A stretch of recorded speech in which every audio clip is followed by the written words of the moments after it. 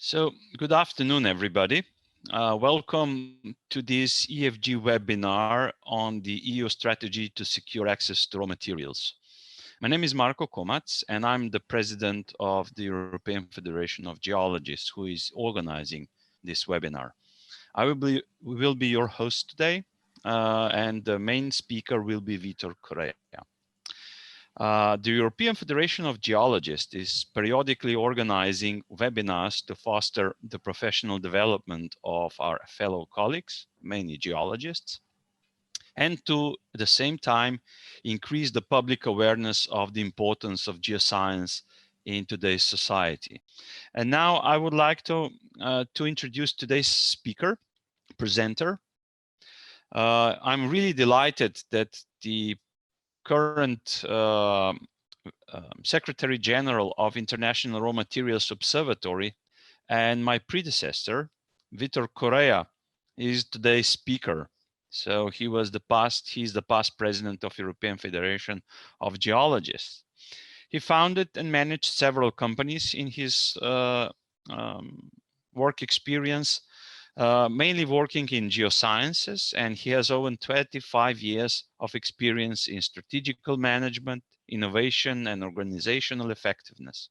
He began his career as the mining geologist, and he worked in mineral exploration all around the world, in Europe, Africa, South America. In addition to that, he also worked as geological engineer and in the field of environmental geology. Vitor holds the master degrees in geology and MBA, both at the University of Lisbon. So he is also registered as European geologist based on his wide experience that he has. Vitor, I welcome you in the name of European Federation of Geologists as being today's speaker. And please, the floor is yours. You can start with a presentation. Enjoy the talk. Oh, Marko, thank you so much. Thank you for the kind introduction that you made. It's a pleasure to be here. Also, thank you to the EFG for inviting me to talk about a topic that I find so fascinating. Just let me start by sharing my screen to show you the presentation that I've prepared. As you said, I have many years of experience, and this only means that I'm older and much older than the photo that was announcing this webinar. Here we go. Okay. So basically, I'll be talking about the European strategy to secure access to mineral raw materials, and the outline of my presentation has 4 points. These 4 points in the screen that you have now.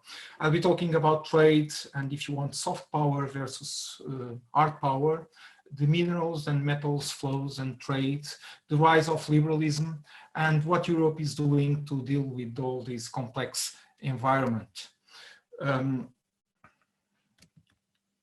Okay, now it's working.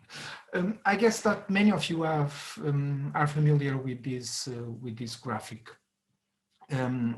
This basically shows that as technology evolves, we are now using many more elements than we used to use in the past, and this is basically is one of the effects of this technology evolution, this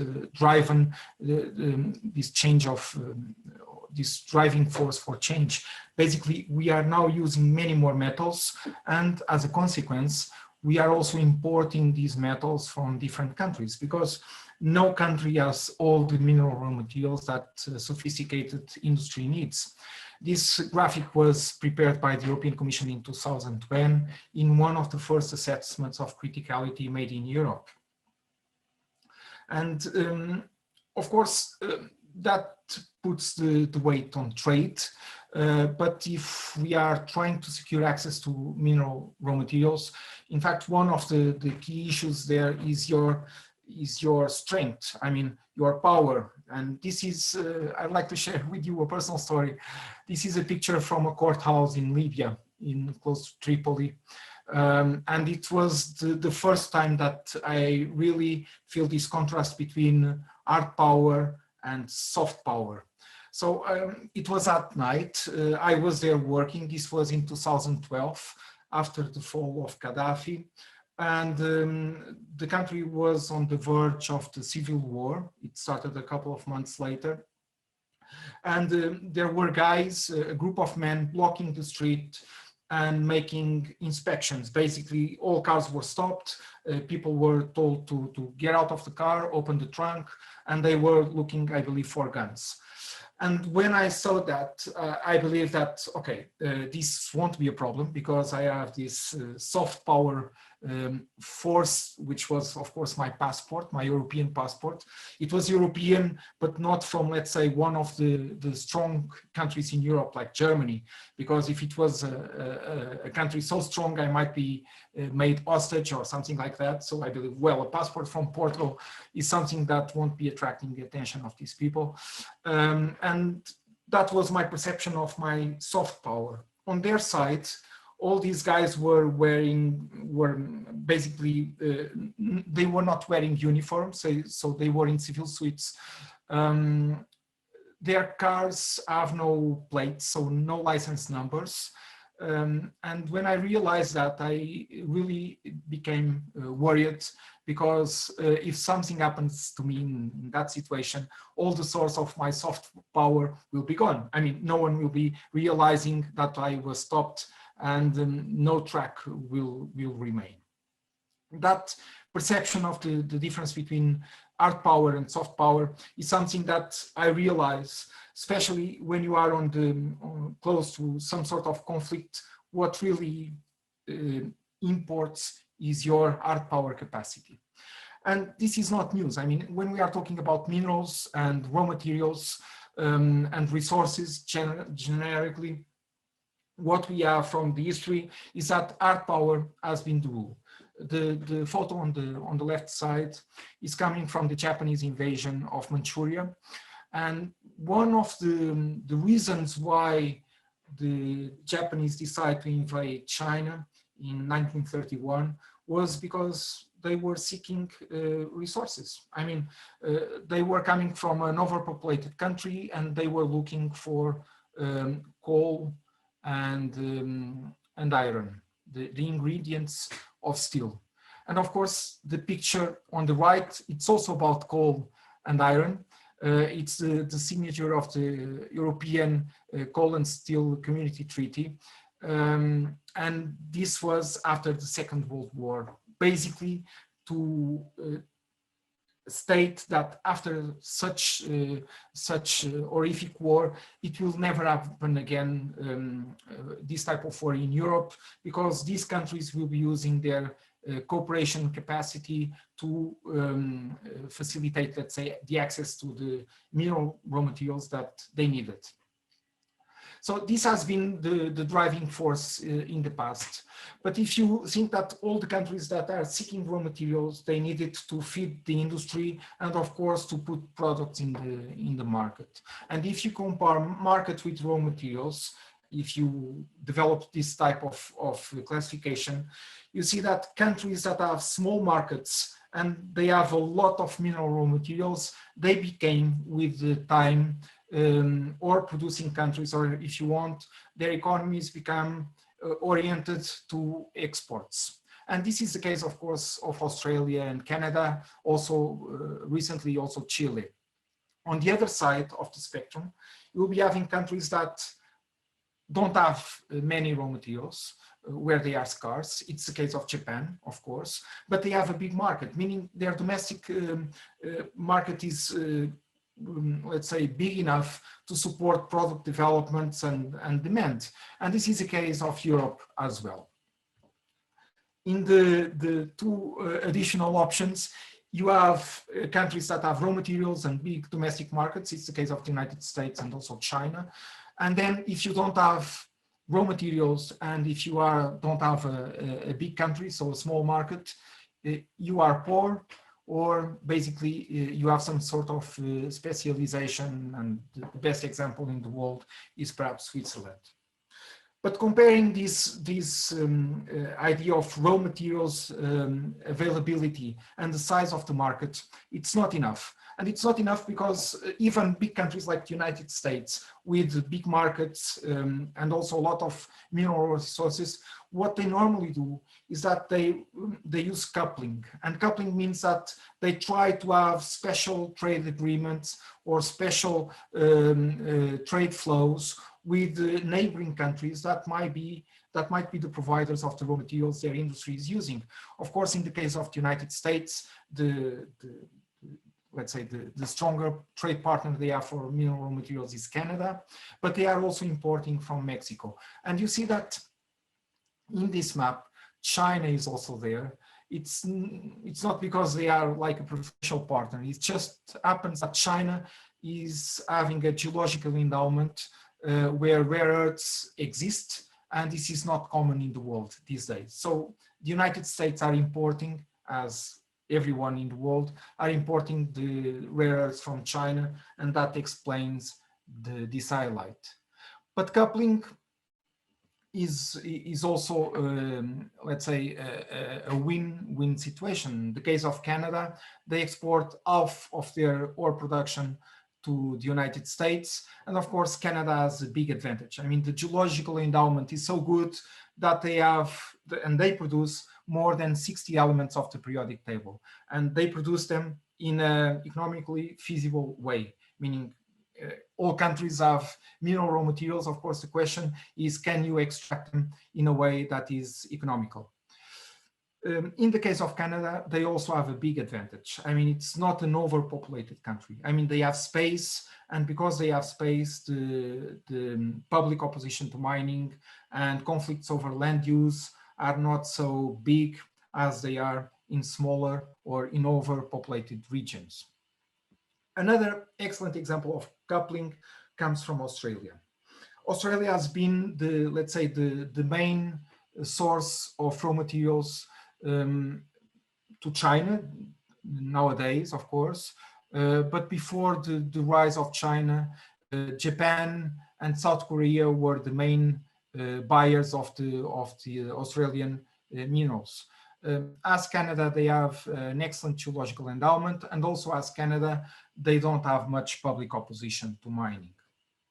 In both cases, the services and other areas like investing or funding options exist around the sector, and they are very well developed. Japan is in many ways similar to Europe, but they have a different approach. As I said, they don't have a great geological endowment, so they face this scarcity in obtaining mineral raw materials, but and they have a big market. I mean, their internal market was big. It helped them develop products and services that they are selling worldwide. They are exporters of technology. But what they have, and this is different from the European case, is I would say a top-down, controlled by the government approach to secure the minerals their industry needs. And basically, the government is helping the big keiretsu, so these industrial consortia, industrial clusters, to find the minerals they need for their technologies, for their products, to find them overseas. And they also help them secure by long-term buying contracts, and even in some cases by buying shares in the mining companies that are producing these minerals. But, and this but is important, this happens to secure primary raw materials, because on recycling, Japanese are already the best in the world. This graphic, it's about recycling rates for electrical vehicles. It's from 2015. And what you see is that already in 2015, their recycling capacity was huge. Almost 99% of the electrical vehicle was recycled in Japan. We are of course talking about vehicles that are sold in Japan and used in Japan, because if they are exported, that don't work, and of course they need the primary mineral raw materials to close that gap between what they recycle and what they are exporting.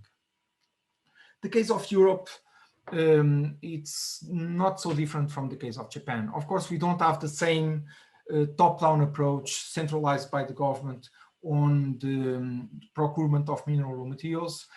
But one of the biggest advantages that we have is that we have a big market. We are not the biggest market in the world. These days is China and the United States, but we used to be one of the biggest or the second biggest market in the world.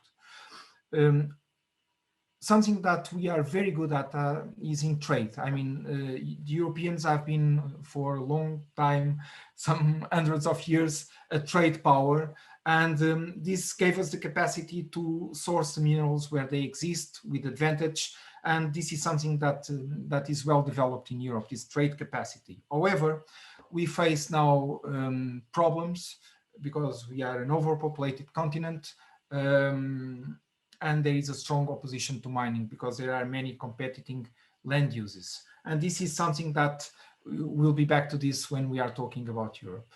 For the time being, we are reliant on imports of many metals and minerals.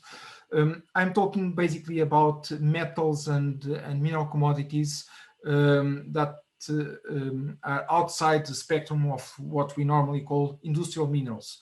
Because in industrial minerals, if we are talking about minerals being used to make cement or special clays, etc., in that case, Europe is a strong power, and we are one of the main exporters in the world. But when we are talking about metals, in fact, we are using trade to cover the industry needs.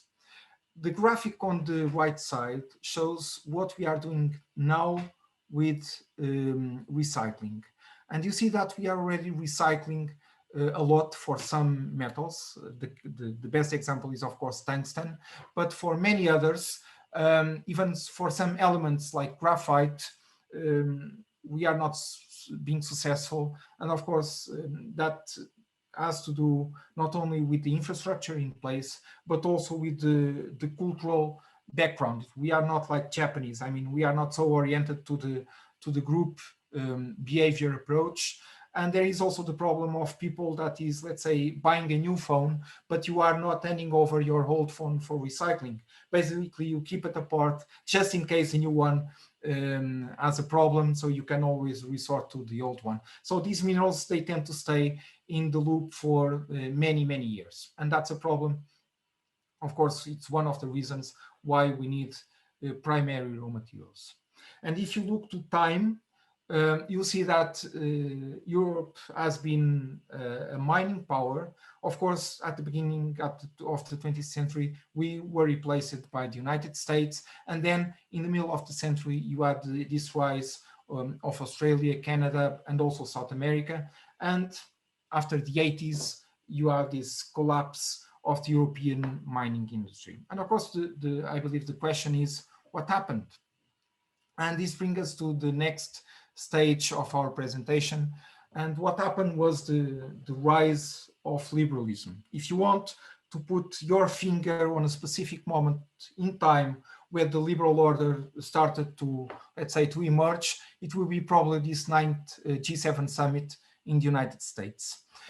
You see that in this meeting, there were two items in the agenda. One was the Russian arm controls deal, because these were the times of the Cold War. So Russian was seen as if you want, as an opponent.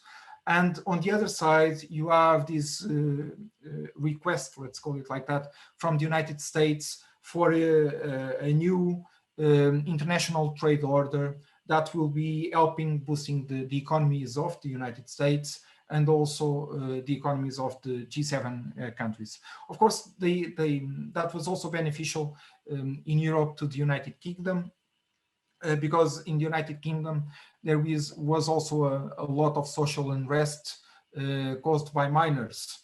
And using this approach of using international trade to seek the raw materials that the industry was looking for, this double advantage. On one side, you can just solve this social unrest.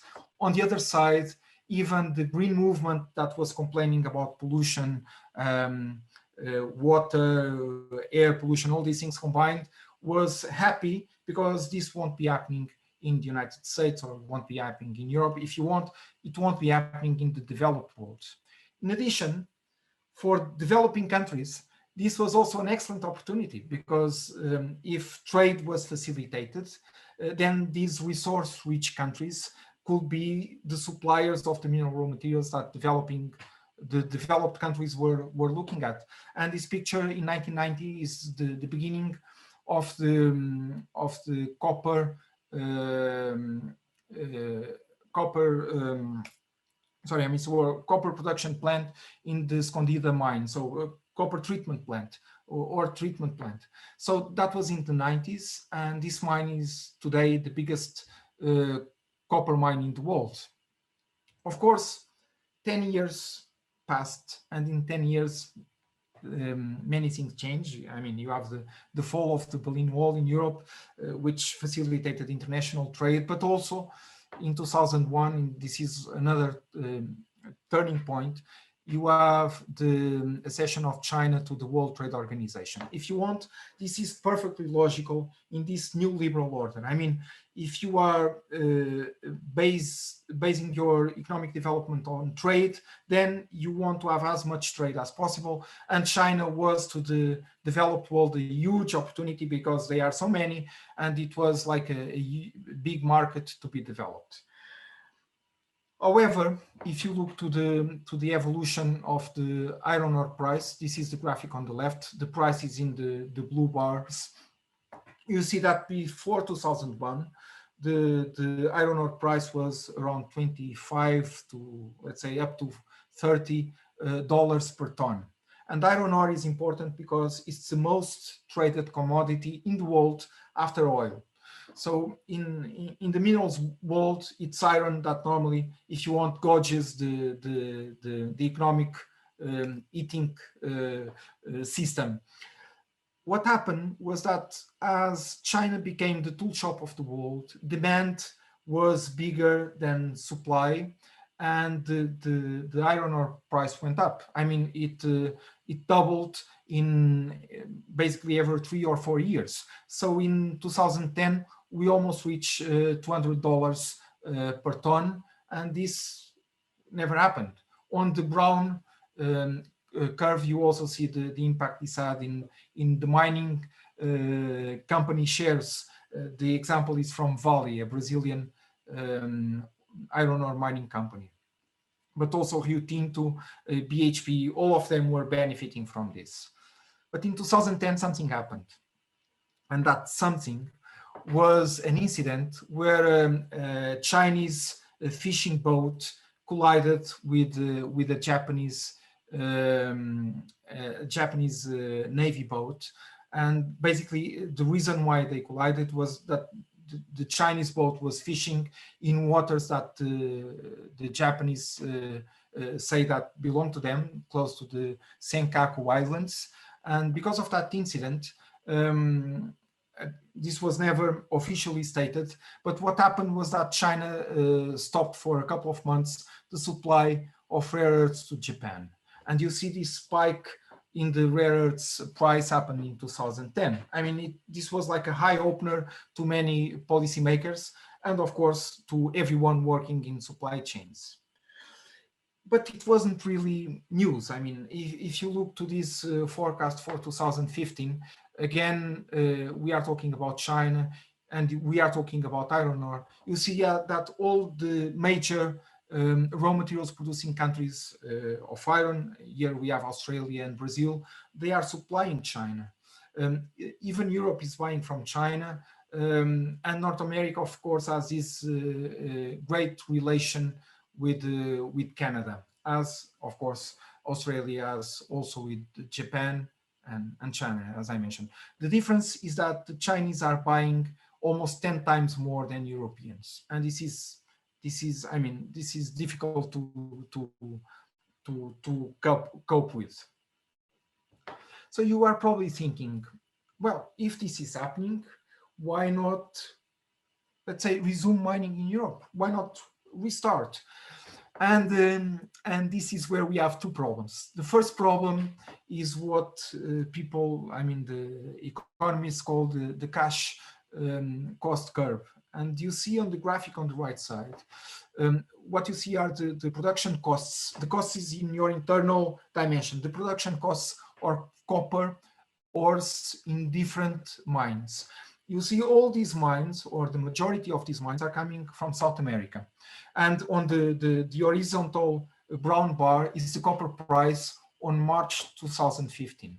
And you see all these companies that are producing below the copper price, I mean, their cost is below the price, so they are making a revenue. This is good news for these mines. As I said, many of them are coming from South America. But you have there an European company, KGHM. This is a Polish company, is probably the major copper ore producer in Europe. And they are also below, but their cost is higher. It's important to say that these costs are for KGHM. I don't know if they are coming from the mines they have in Europe or from the mines they have in South America, or if this is a combination. But what I want to basically to make clear is that if you don't have this advantage, I mean this cost advantage, you won't be having an extraction mineral project. I mean, it won't be feasible. Even today, or yesterday, because I checked the iron ore price yesterday, it's now trading about almost $5 per pound, which is almost double of 2015.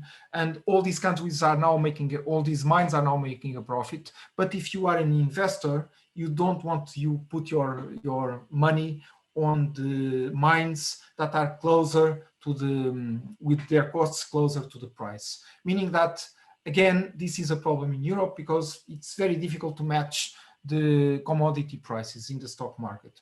On the other side, and this is the graphic on the left side, you see that these big deposits, easy to extract, so high tonnage, high grade, they don't exist anymore in Europe. They have been exploited in the majority of cases hundreds or thousands or hundreds of years ago by the Romans or in the Middle Ages. So they don't exist anymore. And we are now using smaller deposits with lower grades. And of course, as I said in the beginning, we don't have all the mineral resources that the European industry needs.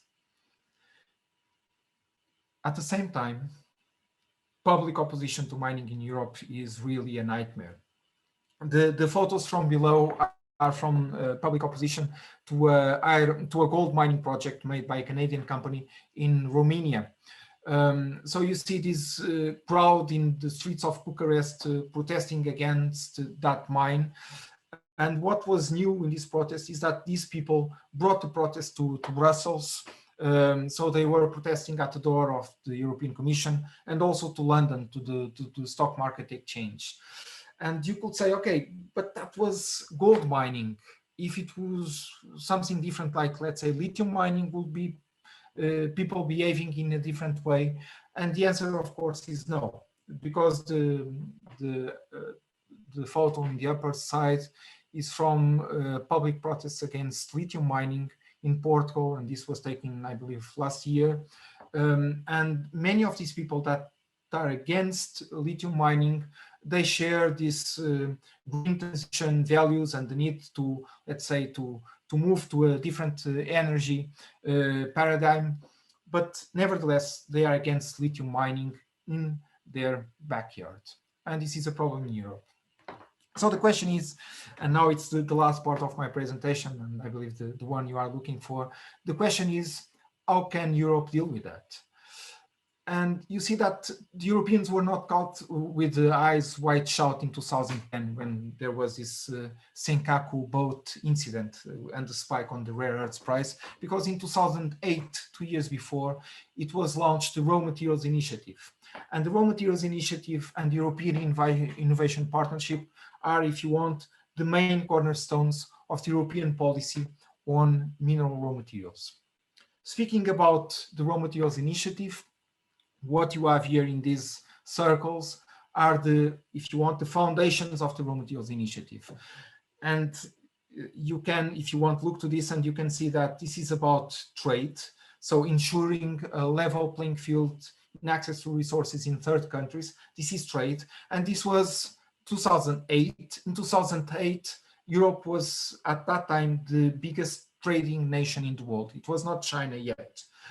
And then combined with trade, they had this idea of starting to have supply, if you want, domestic supply from European sources, and also using in a more efficient way recycling and resource efficiency. I must say that if resource efficiency is maximized, then recycling is jeopardized, because sometimes you are so efficient in the use of resources, and probably the best example you can have is the use of nano coatings. I mean, you just use a very, very small amount of the metals in that part or that electronic device that you are building, that in the end, it is almost impossible to recycle these elements. For that reason, as I said, resource efficient and recycling, you need to have some sort of balance. But that was the Raw Materials Initiative approach. As I told you, we also had the European Innovation Partnership, and the European Innovation Partnership was instrumental basically to secure the funds to make all these things happen. And these funds were coming from Horizon 2020. This is the biggest research and innovation funding program in the world. I mean, you cannot compare it with anything that exists in Japan or in the United States or even in China with their 1000 Stars program. So this is much bigger. And the Horizon 2020 was allocating a lot of money for research on mineral raw materials. Something that was also developing was the EIT raw materials. So EIT is the European Innovation and Technology Institute. They are specialized in some areas or domains. You have one for health, another for the energy, another one for climate change. And this one that was launched was on raw materials.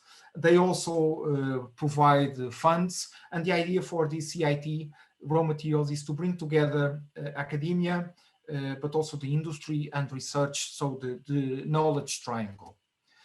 Recently is this year in 2021, it was also launched European Raw Materials Alliance that is being managed by EIT Raw Materials. And my perception is this is if you want a policy move that policymakers realize that is crucial if they want to deliver the European Green Deal. So the European Green Deal is saying that we'll be carbon neutral in 2050. And for that to happen, you need many more raw materials than the ones that you are having today. And this Raw Materials Alliance is basically crucial to bring all these parties together and to find raw materials that the European industry needs and that policymakers also want to have to deliver the Green Deal. So putting all these things together and talking now about research, as I said, Europeans have basically two options. One is domestic supply coming from primary or secondary materials and trade. But, and these are the problems, for the domestic supply, we face a strong public opposition. The costs are high if compared to other sources, and the deposits that we have are not the best. So, of course, the way out was, let's look at research, let's fund research, and let's see if we have some solutions. And basically, there are, if you want, 4 different research avenues. One is on subsidy mining. The European Union has been funding projects on this. This example, I mean, the images in the photo are not from a European company, are from Nautilus. This is a Canadian company. They were having a project to extract minerals in the Pacific, in the waters of Papua New Guinea, but the project didn't went well, and basically the company filed for bankruptcy. And these machines, they exist. I mean, they are real. This is not science fiction. They were in an auction last year. So subsea mining is an option, but it's important to say there is a strong opposition to that, basically because we don't have a comprehensive understanding of the possible environmental impacts. And even the European Parliament suggested a ban on subsea mining until we have this understanding. A second research avenue is let's go deeper. If we don't have these good mineral deposits, I mean, if everything in Europe has been exploited and in the past, so why not going deeper? I mean, we know, looking to South Africans, that they have a gold mine that is feasible and it has almost 4 kilometers depth. So we can, in Europe, we have basically on half that. So we still have a long way to go to look for these mineral materials. And there is a strong research on that. What we notice is that some of the areas, some of research areas, for instance, robotics is very oriented to this possibility of extracting the minerals at bigger depths, and it can be even more than 4 kilometers. If you are using a robot, you don't need the let's say the conditions that are required by humans. I mean, on temperature, oxygen, all these things. A third avenue, and this is one of my favorites because you see you don't need a huge installation on the surface, is in situ mining. Basically, you are injecting a fluid and a solvent and you are taking out solutions with minerals. And this is not new technology. I mean, this has been we have a lot of experience in Europe, for instance, leaching uranium. These days, there are companies that are already extracting lithium and copper using leaching. And there are also projects from the European Commission or funded by the European Commission that are combining, let's say, the extraction of it from geothermal wells combined with the metals. And the fourth and last option is space mining. I must say that I'm quite, I would say, not so optimistic on this one. In my opinion, this is still science fiction. That's the reason why I use this image from the 2009 Avatar movie. So this unobtainium mine in Pandoran, because it's too expensive. I mean, you cannot compete. And even some people are saying that all these metals that we are looking for, they exist in the space, and this is not true. At least not the metals that are considered critical by the European industry. So we have these three problems. We have been investing money coming from research to solve them. And of course, there is the second option, trade. As I said, Europe used to be a power trade, but trade is now facing problems. I mean, if you look to something called resources nationalism, and this is a map that depicts resources nationalism, you just realize that many countries that were normally exporters of mineral raw materials, they realize that instead of exporting the ores, they could try to have more added value domestically. And for that to happen, they are putting bans and creating a lot of difficulties. And of course, the developed countries like the European Union or the United States, they don't like that, because that goes against their idea of liberalism, of this free trade or at least international trade approach. This is crucial in Europe because it's not about, or not only about countries from outside Europe. We have seen inside Europe that nationalism is rising. And in the case of resources nationalism, a good example of that is coming from Portugal, from my country, where you see that recently a new mining regulation on lithium mining was basically prioritizing projects that will be also transforming the ores in Portugal. So basically what policy makers in Portugal are saying is that instead of exporting lithium ores, they want to export batteries. Of course, other European countries, they want to import yours because they already have the factories for the batteries. But this is if you want, this is a conflict. So wrapping up, and I noticed that Marco had this beautiful feature where you can have a question and you can reply at once. I'm approaching the end of my presentation. I believe the million-dollar question is this one. Are we heading towards a global resource war? So are we, let's say, on the verge of fighting with each other because we don't have resources, trade won't be working, and of course there is this strong opposition. So you have here three options. You may think that this is not the case. You can believe that in fact we'll be facing some sort of global resource war in the future, or you can simply say that you have no idea. So please submit your answer to the poll and let me know what you think. I believe Marco will be telling us at the end of the presentation what were the results. In my perception, okay. We have the results already. I don't think so. So I think so. Okay, so a more pessimistic approach. My perception, however, and let me share it with you, is that there are two things that go against this narrative of a global resources war. One is the technology developments, because we need all these elements from the periodic table, and new technologies are calling for even more elements. So if you need more elements on one side, and if on the other side no country has all the minerals, or if you want the elements that are needed by its industry, this means that you need to use trade.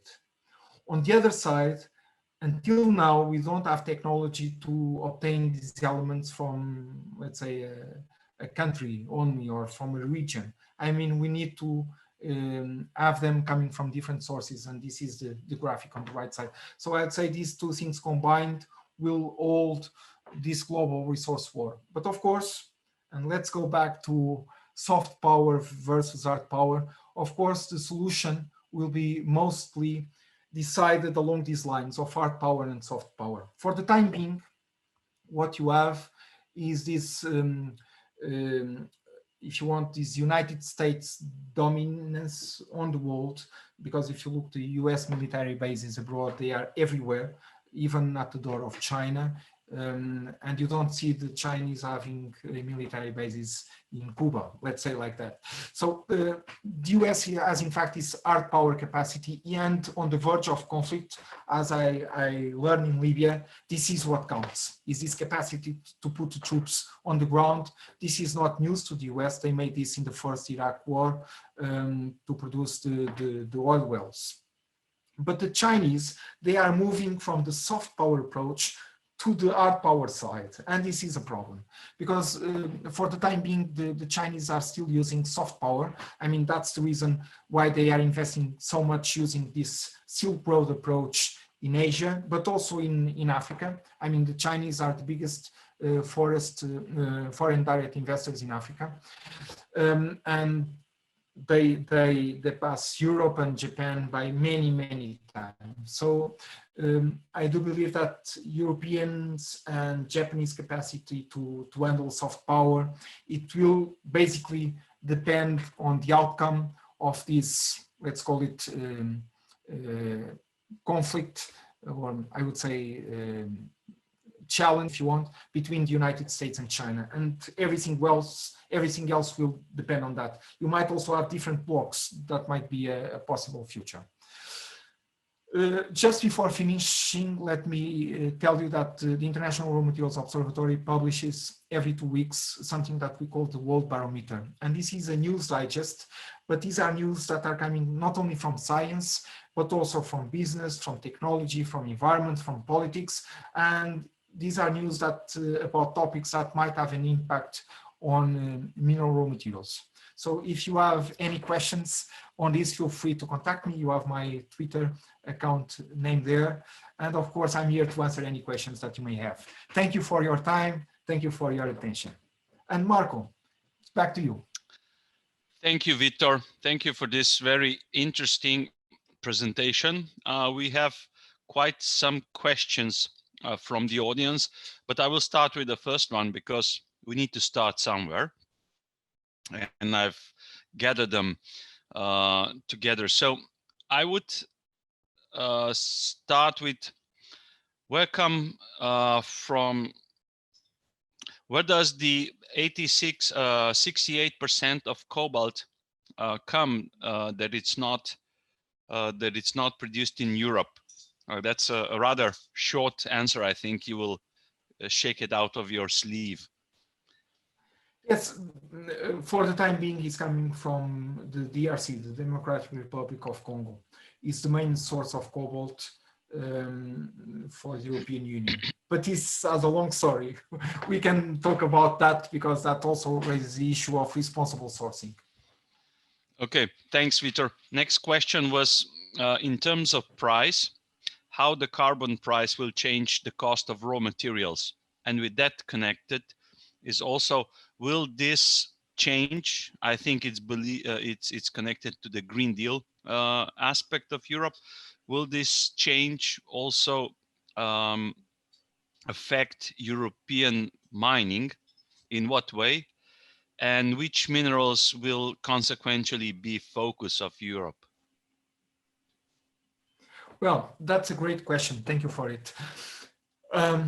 Basically, if you have a carbon price, you can balance things in favor of European mines. I mean, because you can say that other countries that are not using the same environmental standards will be paying an extra price for that, and that will be leveling the playfield.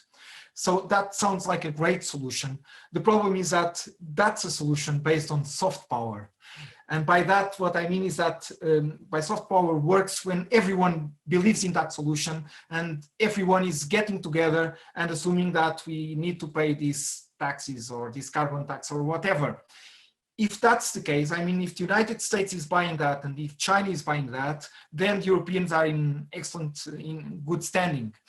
But if that's not the case, because as I said, this is soft power, we are facing problems. And I don't see the Chinese or even the Americans interested in that, because the Americans have this coupling approach with Canadians for obtaining the mineral raw materials, and the Chinese have this coupling also with Australians, and it will be, in fact, something against them. And these are the two leading powers. In case it happens, it will be excellent, especially for the critical raw materials. I'm not talking about rare earths because we don't have them in Europe, or the quantities that we have are small, but other metals like graphite or even cobalt, then they will become economically feasible to extract here in the European continent. Thank you. Okay, thanks, Vitor. The third question would go into the social license to operate domain. The question is, the huge opposition from the population in Europe means mainly lack of communication and probably bad way of doing it in the past. So how can we solve this issue? What is your opinion on this? Well, that's a good point. I believe communication problems and also the examples from the mining industry from the past are parts of the problem, but we have more than that. On one side, we have this decoupling, meaning that by decoupling, a better example will be the food industry. I mean, people go to the supermarket, buys a chicken, but many of us don't realize that that was an animal with feathers and a living animal. So there is this decoupling especially in people living in cities, that we don't realize where the food is coming from. The same thing happens with metals. I mean, normally people does not realize, like something like a pin, one of these beautiful European geologist pins that we have made with tin and copper. I mean, it takes probably 1 or 2 tons of rock just for one pin. And if you look to a fork, I don't have a fork here, but if you look for a fork, you see the same. I mean, it takes 1 ton of rock just to produce that fork. And people is not making that connection. That's another issue in that public opposition to mining context. Finally, the fourth is, in my opinion, that we have been investing in Europe, at least in the last 40 years, in something called rewilding Europe. So we want to have these green places, beautiful looking landscapes, all nature, and we don't want to have mines. And all the European money that was coming for agriculture, for life programs, etc., has been used in rewilding Europe.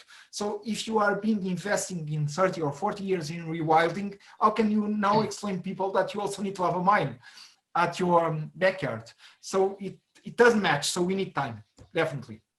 Thank you. Okay, thanks. And maybe we should also let in experts from the social license to operate domain. The fourth question would go into a scale perception or approach. You've talked about large-scale mining mainly, but the question goes, isn't the scarcity in Europe, the lack of understanding the scale or approach to the scale? How about approaching the challenge with small, sustainable mining revival of the continent, maybe using modern technologies that would fit into the sustainable Green Deal practices? Well, I believe this is indeed a way out. And this is based on research. I mean, if we are capable of having these new technologies that are economically feasible, because the problem of using these technologies these days, is the cost curve. I mean, you cannot compete with some other country that is extracting copper, let's say in South America, with a big open pit mine, if you are doing underground for a small deposit. I mean, it's not feasible, because you have to remember that in this example, the copper price as a commodity is established in the stock exchange. Or in the minerals exchange. And for that reason, it doesn't work. So you won't be getting any money for that. Of course, if you have the carbon price, and this is soft power, and if you have these new technologies, some sort of support, and I believe this is one of the approaches that European Union is pushing, then it might be feasible. And I believe this is probably something that we'll see, if not in 10 years, probably in 20 or 30 years, we'll be having invisible mines probably being exploited by robots underground. Thanks, Vitor. Exactly, that was something that I've anticipated from your reply, because you didn't mention, but there are several projects that have been funded and that they are funded right now by the European Commission in this direction. So development of high-tech robots that do the mining themselves, and not a huge robots, but actually small ones, right? Exactly, and if I may say, changing the scale also changes the paradigm, because these new robots, one of them is RoboMiners. I'm the representative of the EFG in that project. In RoboMiners, we are developing a small robot, and if you change the scale of the robot, meaning that you are opening small galleries to extract the minerals instead of these man-sized galleries for equipment that is maneuvered by men, all these things will change. I mean, the waste rock, the dispersion, all these, if you want, all these economic factors change in favor of these smaller mines, and of course you can go much deeper. So I believe that research will bring some results in the near future. I'm not sure if it will be feasible in 10 years, but I'm absolutely sure that it will be something that will become common in 30 or 40 years. Okay, thanks. And I suggest this would be the last question to sort of wrap it up. The question is, what must Europe do to become independent from the mineral imports, and how, what would be the steps for the Europe to regain the top position within the mining and exploitation industry? Okay, a hard one. That's a tough question, because another one of the, I would say that's almost impossible, and almost impossible for two reasons. So you have this technology driving force that is telling you that a mobile phone, for instance, like mine, is having like 60 different elements to be built. And if you go to something more sophisticated, like an airplane or something different, you will be having even more elements. So that's at least my belief, is that you don't have all these elements. I mean, the geological endowment that you have in one region will be pushing you to obtain some of these elements from somewhere else. And that's a problem. Of course, you know, some excellent cases are niobium, for instance, coming from Brazil. They have 95% of niobium in the world. So if you need niobium, you are buying it from the Brazilians. Of course, the problem is, what happens if instead of Brazil, we are dealing with China? Because this is a rising power, and that is what is raising people's eyebrows. So that's one part of the problem. So I believe that we always need trade. And this is not necessarily bad news, because trade used to be an instrument for peace. So by having trade also means that you are creating conditions for distribution of wealth and peace. But this needs rules, and these rules need soft power, because soft power basically is like a voluntary scheme. People need to join because you are part of the club. It's like the European Union. So having narratives that go against that by saying, no, no, we want to become independent, if you want this nationalist hat or wave that is basically surrounding us, this is something based on the past belief that you can be big again. I'm not using Mr. Trump's approach, like making America great again, but going back to the past with this new technological framework, I believe it's completely impossible. And of course, it's impossible to every country in the world, and also to Europeans. So I believe that trade and peace are the way out, but that calls for, if you want soft power, that needs to be based also on hard power, because on the verge of the conflict, you need to have the buttons and the weapons to face your opponents. Okay, thanks, Marko. Vitor. Thanks for again for answering these questions, and previously for doing the presentation.